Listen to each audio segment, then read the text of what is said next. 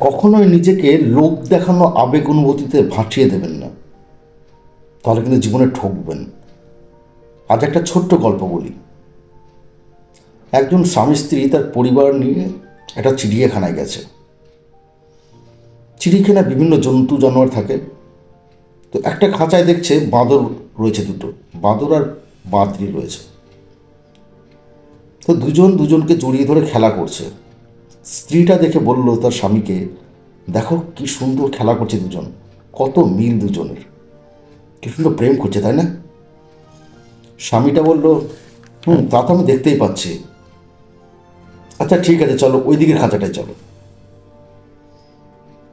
গিয়ে সিংহের খাঁচার সামনে নিয়ে গেল। গিয়ে বলছে, তোমার মধ্যে কোনো রস ফস কিচ্ছু নেই। স্বামী বললেন, কেন? বলে, কি সুন্দর ওখানে বাঁদরের আমরা দেখছিলাম দুজন দুজনকে কত আদর করছিল, আর এখানে দেখো সিংহটা একদিকে সিংহীটা একদিকে চুপচাপ বসে আছে, কোনো আবেগ নেই, অনুভূতি নেই, কিচ্ছু নেই এদের মধ্যে। স্বামীটা হেসে উঠলেন, বললেন, আচ্ছা ঠিক আছে, এই নাও দুটো পাথর নাও, তুমি একটা কাজ করো, ওই বাদরিটাকে ছুঁড়ে মারো পাথরটা। স্ত্রী বললেন, কেন? বলে, মারো না তুমি একবার, যাও কাছে যাও, গিয়ে ছুটতে মারো একবার।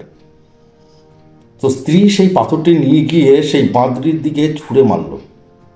তো দেখলো ছুঁড়ে মারার পর দুজনের মধ্যে একজন পালিয়ে গেল আর একজন থেকে গেল। বললো, এবার তুমি সিংহীর দিকে মারো। সিংহীর দিকে মারলো, সিংহ হারাম করে একদম লাফিয়ে চলে এসছে। স্বামী বলে, বুঝতে পারলে পার্থক্যটা? আসলে আমরা সবাই এরকম। আমরা সম্পর্কের এই বাদর নাচ যারা করে আমাদের সঙ্গে, আমরা তাদেরকেই ভালোবাসি, তাদেরকেই বেশি গুরুত্ব দিই। কিন্তু যারা সিংহের মতো আমাদের বিপদে সবসময়, আপদে বিপদে সবসময় পাশে থাকে, তাদের হয়তো আবেগ নেই, হয়তো অনুভূতি নেই বেশি, তারা হয়তো প্রকাশ করতে পারে না ভালোবাসাটাকে, কিন্তু তারা প্রকৃত অর্থে আমাদের ভালোবাসে, প্রকৃত অর্থেই তারা আমাদের কাছে পেতে চায়। তাদেরকে আমরা সকল সময় দূরে সরিয়ে রাখি, তাদেরকে আমরা ভুল বুঝি, এই ঠিক সিংহটার মতো। তাই লোক দেখানো আবেগ অনুভূতিতে একদম ডুবে যাবেন না।